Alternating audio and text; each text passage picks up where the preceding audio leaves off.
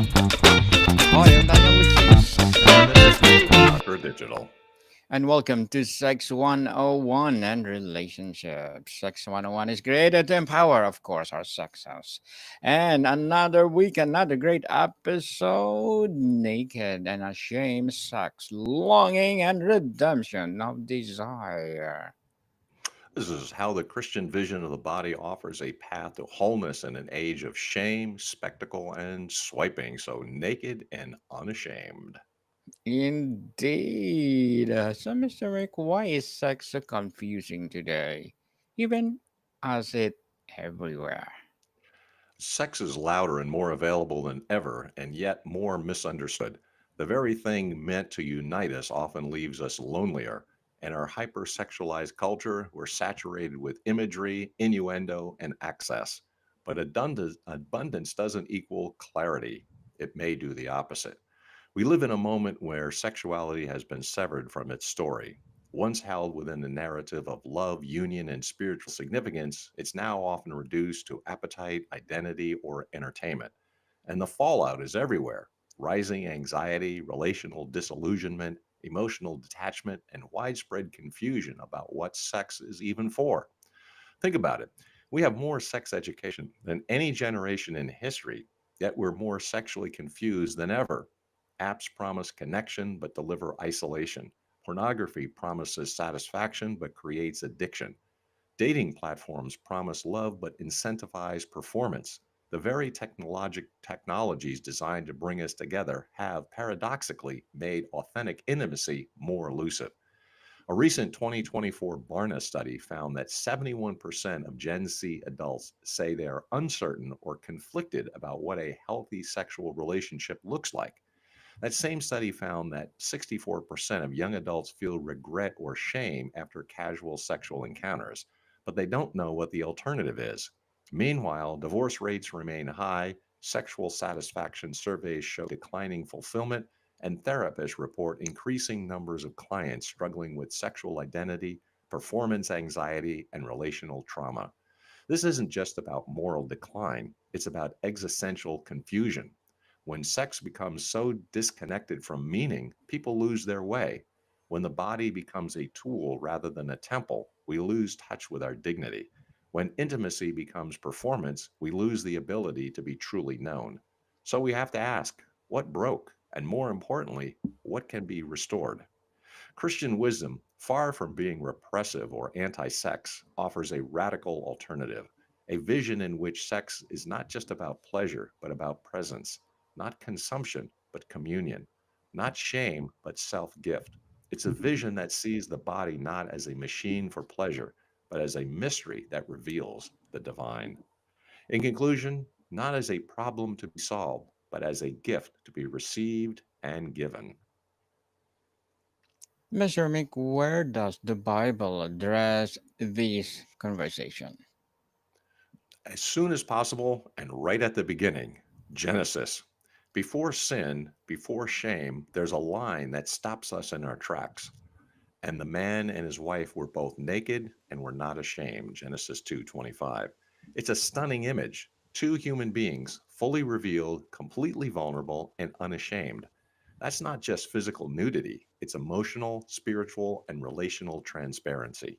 Nothing hidden, nothing feared, just trust, wonder, and union. But notice what comes before this moment. God creates man and then declares, "It is not good for man to be alone." This is the first not good in creation. Everything else, light, land, sea, animals, God calls good. But all of a sudden, solitude? That's incomplete. The human person is made for relationship, for communion, for the gift of self to another. When God creates woman, Adam's response is pure poetry. This at last is bone of my bones and flesh of my flesh. The Hebrew conveys ecstasy, recognition, and completion.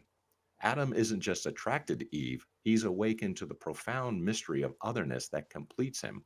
And their nakedness without shame represents the perfect integration of body and soul, the harmony between who they are and how they appear. But that moment doesn't last long. Just a few verses later, after the fall, shame enters the picture. The first thing Adam and Eve do is cover themselves. They hide, not just from God, but from each other. Nakedness becomes dangerous. Vulnerability becomes something to avoid. Trust fractures, and self protection becomes the default. And we've been covering up ever since. But unholy revealing of the body results as well. This isn't just about fig leaves, it's about the fundamental human experience of feeling exposed, inadequate, and afraid of rejection. We cover our bodies, yes, but we also cover our hearts, our fears, our deepest longings. We present self branded versions of ourselves on social media, perform in our relationships, and hide behind personas that we think will make us lovable. This biblical arc, from naked without shame to hiding in fear, explains so much about our cultural condition. We long for connection, but we fear exposure. We crave intimacy, but we settle for performance. We chase pleasure, but we ache for meaning. We want to be known, but we're terrified of being seen. The modern dating scene is a perfect example. People swipe through profiles, carefully projected images, and witty bios, but never actually encounter the person behind the presentation. Even when they meet, there's often a performance happening: the right outfit, the perfect conversation, the strategic revelation of just enough vulnerability to be seen authentic without being too real. It's nakedness without truth, exposure without intimacy. What the Christian tradition invites us to do is to return, not to Eden, but to something even more profound: redemption. The gospel doesn't just forgive our brokenness, it offers to heal it. In conclusion, to restore our vision of the body, of desire, and of what sex was always meant to be: a sacred language of self gift that echoes the very love of God. Mr. Mick, so what is the sex according or sex for according to Christian though? Thought. In sex in the Christian vision is not just about co and reproduction or even affection, it's about self gift. John Paul II, oddly enough, as a celibate man in his theology of the body, offers this revolutionary truth. The body, and it alone, is capable of making visible what is invisible, the spiritual and the divine. This is radical in a culture that sees the body as purely material, as flesh and chemicals and evolutionary impulses. Christianity dares to say that the body is revelatory. It speaks, it means something, it makes the invisible visible. Sex then is not just physical, it's sacramental. It reveals something unseen, it makes love tangible. When done rightly, it says, I give myself to you freely, totally, faithfully, and fruitfully. Let's break down those four marks: free, total, faithful, fruitful, because they're revolutionary. Free. This isn't about coercion, manipulation, or obligation. True sexual love is a choice made without pleasure, guilt, or fear. It's the gift of self that flows from genuine desire to give, not from need to receive or fear of losing. Total.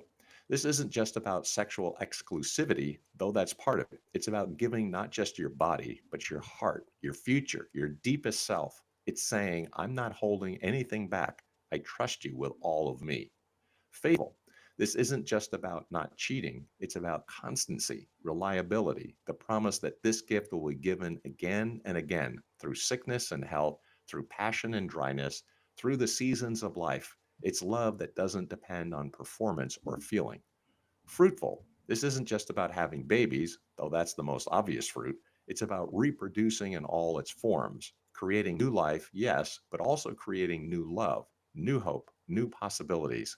It's about a love that overflows, that doesn't just satisfy the two people involved, but enriches the world around them.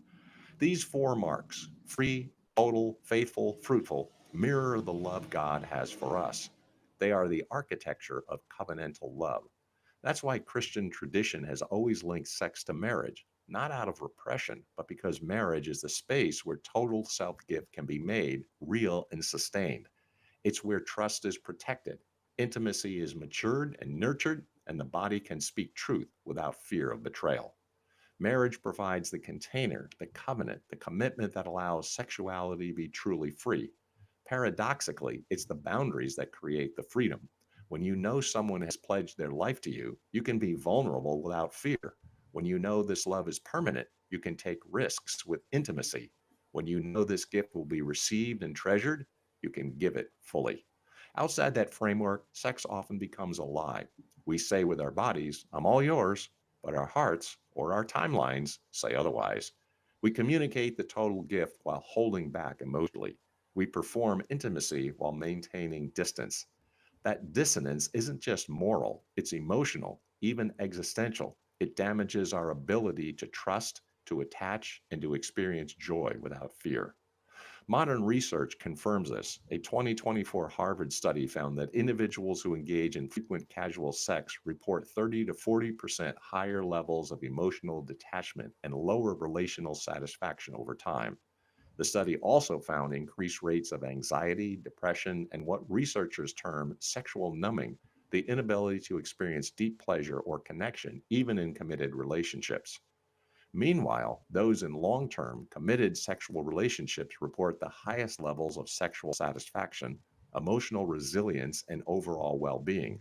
The National Marriage Project found that married couples who view sex as a sacred expression of their covenant report not just higher sexual satisfaction, but deeper friendship, better communication, and greater life satisfaction overall. So again, Christian teaching isn't anti sex, it's pro truth. And the truth is, sex is too sacred to be casual, it's meant to be covenantal. In conclusion, not just what you do, but who you become in doing it. But what about desire? Isn't desire dangerous, Mr. Mick? Desire is not the enemy. Desire is one of the most divine things about us. Augustine said, our hearts are restless until they rest in you. He wasn't just talking about spiritual longings, he was diagnosing the human condition. We are beings of desire, created to long for more than we can see or touch or possess. This longing is not a flaw in our design. It's the very thing that drives us toward God, toward others, toward growth and meaning and transcendence. But here's the challenge. We live in a culture that worships desire while simultaneously fearing it. We're told to follow our hearts, to pursue our passions, to never settle for less than we want. But we're also told to be cautious, to protect ourselves, to not want too much or too deeply. This results in a schizophrenic relationship with our longings. We should recognize that the heart is desperately wicked above all else. Jeremiah 17:9 states, the heart is deceitful above all things and desperately wicked. Who can know it? This is the biblical view of human nature, specifically about the moral condition of the human heart, a need for spiritual transformation. It's followed by verse 10, where God says he searches the heart and tests the mind to give each person according to their ways. Instead, our culture has enshrined schizophrenia. Follow your heart, but protect your heart in sex. No wonder we're confused. Desire is not the enemy. Desire is one of the most divine things about us. The issue is not that we desire, but that we often misdirect our desires. This is what Augustine called ordo amorphous, the ordering of loves. When our loves are disordered, we expect finite things like sex to fill infinite hungers. We idolize pleasure or romance or validation and end up disappointed, addicted, or disillusioned. We ask sex to be our God, our identity, our ultimate source of meaning and satisfaction, and it can't bear that weight. Think about the modern phenomenon of sexual addiction. It's not really about sex, it's about trying to use sex to fill voids that only God can fill. The addiction to pornography, to hookups, to fantasy, to validation, these are all attempts to satisfy infinite longings with finite experiences. And they always leave us wanting more because they're not designed to satisfy ultimate desires. But rightly ordered, desire becomes a compass towards God and others. As Aquinas later wrote, to love is to will the good of the other. That's the heart of Eros redeemed, not just craving, but communion, not just wanting to possess, but wanting to give, not just wanting to be satisfied, but wanting to satisfy. John Paul II takes this even further. He insists that erotic desire, when purified, is a path to holiness. That's bold in a culture that sees religious life as anti erotic and erotic life as anti religious. He dares to say that eros, passionate, embodied, sexual love, can be sanctifying. But he's right. When you long not to use someone, but to give yourself to them, body, soul, and future, that desire becomes transformative. It stretches you, teaches you patience, humility, and joy. It shows you what you're capable of when you love beyond yourself. It prepares you for the deepest kind of union, both with another and with God. That's why the Song of Songs is in the Bible. It's not just a metaphor for God's love, it's a celebration of human eros as a reflection of divine love. The passionate, embodied, ecstatic love between the lovers mirrors the passionate, embodied, ecstatic love God has for us. They're not separate loves, they're the same love expressed in different ways. So we must stop fearing desire and instead form it, educate it, shape it with love, truth, and self control. Because only when desire is ordered can it become life giving. This formation happens through practices: prayer, which connects our desires to their ultimate source; friendship, which teaches us to love without possessing; service, which shows us the joy of giving; and yes, sometimes abstinence, which teaches us we can survive unfulfilled desire and that our happiness doesn't depend on getting everything we want. The goal isn't to kill desire, but to mature it, to move from wanting to be filled to wanting to fill, from wanting to be loved to wanting to love, from wanting to possess to wanting to give. In conclusion, that's the journey of spiritual and sexual maturity. How does shame distort our sexual relationships today, Mr. Mike? Shame is the silent assassin of intimacy. We carry it from our past, mistakes, trauma, rejection, and project it into our relationships. We fear we're not enough or that we're too much, so we hide, we perform, we numb, we control. But beneath it all is the haunting question: if I were seen, would I still be loved? Shame operates differently from guilt. Guilt says, I did something bad. Shame says, I am bad. Guilt can be resolved through confession and forgiveness. Shame requires something deeper: the healing of our very sense of self. In our sexual relationships, shame manifests in countless ways. We hide our bodies, our desires, our fears. We fake orgasms to avoid disappointing our partners. We perform sexual acts we don't want to avoid seeming prudish. We avoid sex altogether to avoid the risk of rejection or judgment. We compare ourselves to pornographic fantasies or Instagram bodies or our partner's ex lovers. But shame also drives us towards sexual behaviors that ultimately harm us. We might pursue casual sex to prove we're desirable, or withhold sex to maintain control, or to use sex as a way to avoid intimacy while appearing intimate. We might become sexually aggressive to mask our insecurities, or sexually passive to avoid the risk of being truly present. The tragedy is that shame perpetuates itself. The more we hide from intimate connection, the more isolated we become. The more we perform rather than present ourselves authentically, the more we reinforce the belief that we're only lovable when we're perfect. The more we use sex as a drug to numb pain, the more pain we create. Modern research on shame and sexuality confirms these patterns. Studies show that individuals with high levels of sexual shame report lower sexual satisfaction, higher rates of sexual dysfunction, and greater difficulty communicating about sexual needs and boundaries. They're also more likely to engage in risky sexual behaviors as a way of proving their worth or rebelling against their internal critic. That's why Christian sexual ethics must never start with rules. They must start with redemption. Jesus doesn't just forgive sin, he restores dignity. Think of the woman caught in adultery, John 8, publicly shamed, humiliated, and ready for stoning. And what does Jesus do? He doesn't lecture, he lifts her, he protects her, and he restores her future. Neither do I condemn you, he says. Go and sin no more. Not shame, but grace. Not humiliation, but hope. Not condemnation, but transformation. That's the model Christian sexual formation must include: healing, not just boundaries. Because until shame is addressed, we'll keep cycling through disordered intimacy. Rules without relationships just create more shame. Boundaries without healing just creates more hiding. That is why therapy, confession, spiritual direction, and healthy community are so vital, but none is a guarantee. We need safe spaces to name our shame, to bring it into the light, to receive love not despite our brokenness, but precisely in our brokenness. We need people who can look at our worst moments and say, you are still beloved, you are still worthy, you are still called to love and be loved. Healing also requires rewriting the scripts we've inherited about sex and bodies and desire. Many of us carry messages from our families, our churches, our culture that say sex is dirty, bodies are shameful, and desire is dangerous. These messages don't just affect our behavior, they shape our neurological pathways, our emotional responses, and our capacity for intimacy. But the good news is that brains can be rewired, hearts can be healed, and stories can be rewritten. Modern neuroscience confirms what theology has always known: we're not prisoners of our past. Through new experiences of love, acceptance, and truth, we can change the neural pathways that govern our responses to intimacy. A 2023 meta analysis in the Journal of Mental Health and Sexuality found that individuals who had a framework for sexual reconciliation and forgiveness, whether religious or therapeutic, showed significantly higher levels of self esteem, long term intimacy, and emotional regulation. The study found that practices like confession, prayer, therapy, and community support were particularly effective in healing sexual shame.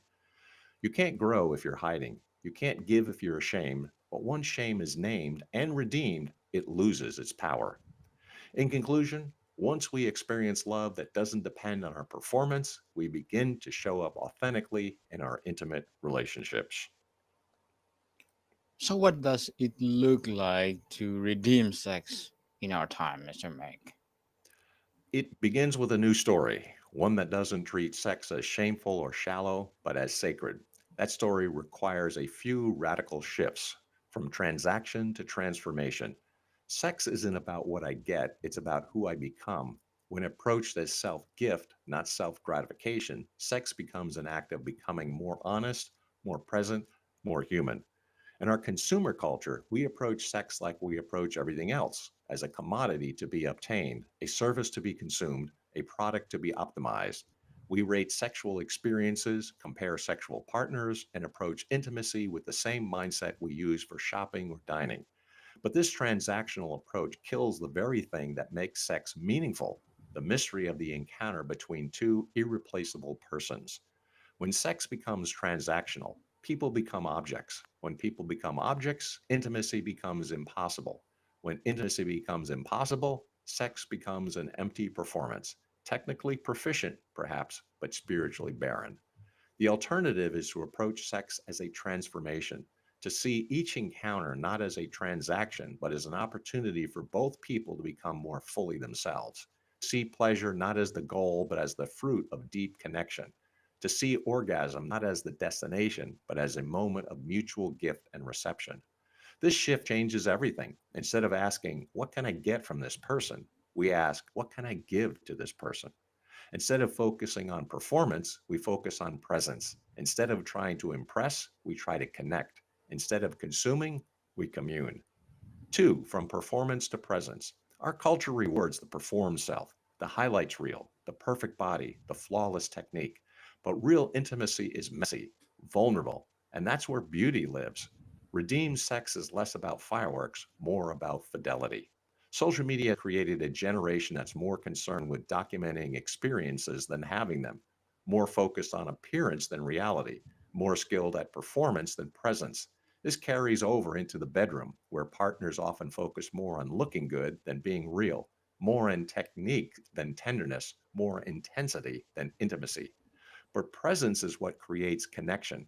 Presence is what allows us to encounter another person instead of just their body. Presence is what transforms sex from a physical act into a spiritual communion.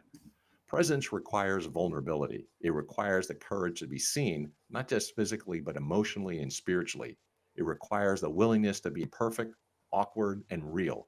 It requires giving up the need to control how we're perceived and instead allowing us to be known.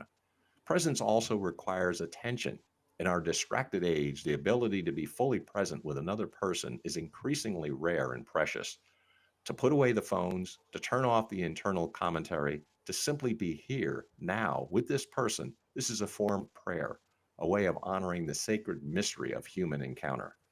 Three, from swiping to sacrament. Hookup culture treats people as options, not mysteries.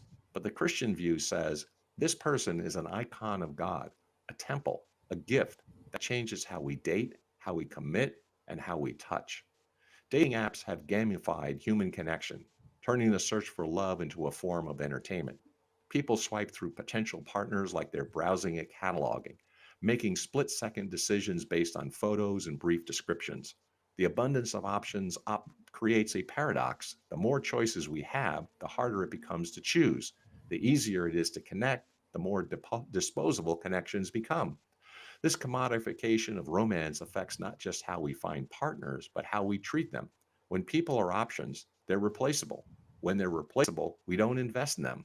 When we don't invest in them, we don't develop the skills necessary for lasting love: patience, forgiveness, sacrifice, commitment.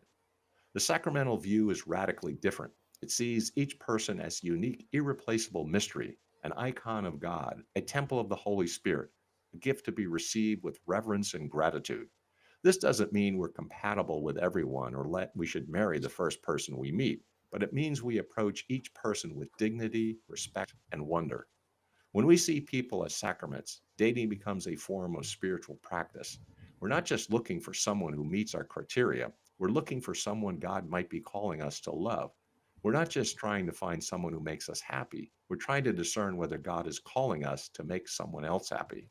This shift changes everything: how we write our profiles, how we conduct our conversations, how we make decisions about physical intimacy. Instead of focusing on what we can get from someone, we focus on what might be called to give to them. From scarcity to abundance. Our culture operates from a scarcity mindset when it comes to love and sex. We're afraid we won't find the one, afraid we'll miss out, afraid we're not enough. This fear drives us to grasp, to hoard, to settle for less than love. But the gospel operates from abundance. God's love is inexhaustible. God's grace is sufficient. God's call in our lives is good. When we root our sexuality in this abundance, we're free to be patient, to be selective, to wait for love rather than settling for its counterfeit. This doesn't mean we become passive or unrealistic. It means we become hopeful. We believe that love is possible, that healing is available, and that our story isn't over. We believe that God's plan for our own sexuality is good, even when it's challenging or requires sacrifice. This is a massive paradigm shift, but it's possible and powerful. Couples who root their sexuality in self gift, whether through the theology of the body, mutual virtual building, or faith informed intimacy practices, report higher satisfaction and stronger resilience. They're more likely to work through difficulties, more likely to maintain intimacy over time, and more likely to experience sex as a source of joy rather than stress. And individuals who embrace celibacy not as repression, but as a sacred offering also report deep meaning, creativity, and joy. They discover that sexual energy can be channeled into other forms of creativity and service. They learn that their identity and worth don't depend on sexual validation. They experience the freedom that comes from not being driven by unmet desires. This isn't about perfection, it's about direction, healing, hope. In conclusion, the courage to live a better story. What's the takeaway for married couples, singles, and everyone in between, Mr. Mike? That your body is not a burden, your desire is not dirty, and your story is not over. Whether you're married, single, dating, divorced, widowed, or healing from harm, you are made for love that restores. And that begins with seeing your sexuality not as a liability, but as a language, one that can tell the truth about who you are and who you're becoming. For married couples, see sex not as a duty or escape, but as a sacred act of mutual self gift. Your bedroom is a sanctuary, not a battlefield. Your bodies are instruments of grace, not sources of shame. Your union is a living prayer, a daily renewal of your wedding vows. This requires intentionality. In our busy, distracted world, sexual intimacy doesn't just happen, it must be cultivated. This means making time for each other, not just for sex, but for the conversation, affection, and attention that create the emotional foundation for physical intimacy.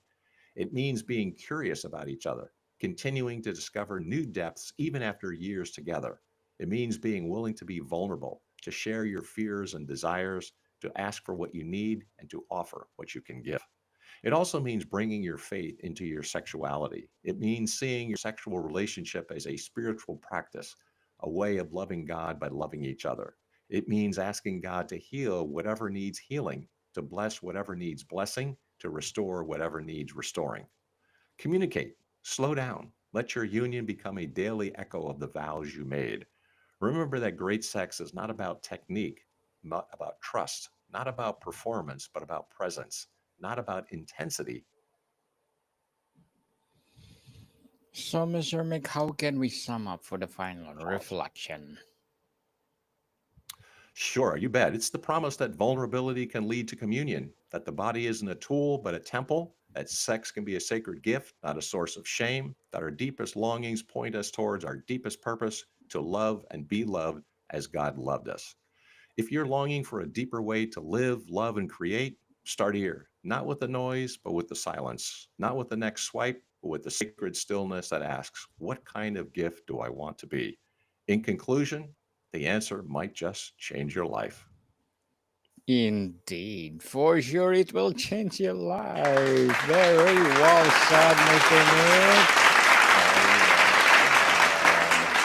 Naked and ashamed sex, longing and relationship of desire, which tackles the deeply personal and spiritual dimensions of human intimacy. Mr. Mike, would you like to plug in something? Sure, I appreciate the opportunity. On LinkedIn, create a valued book in 90 days. GMIC, the Dr. Digital Smith, PhD. You can also listen to the Dr. Digital podcast, pick up multiple volumes on Amazon, Learning America, and on Track the Honor. Yes, people, let's about Mr. Nick, the Dr. Digital, because if you support him for sure, more and more empowering books to come, more and more empowering episodes of the podcast itself. And please do listen to our baby podcast, Mental Health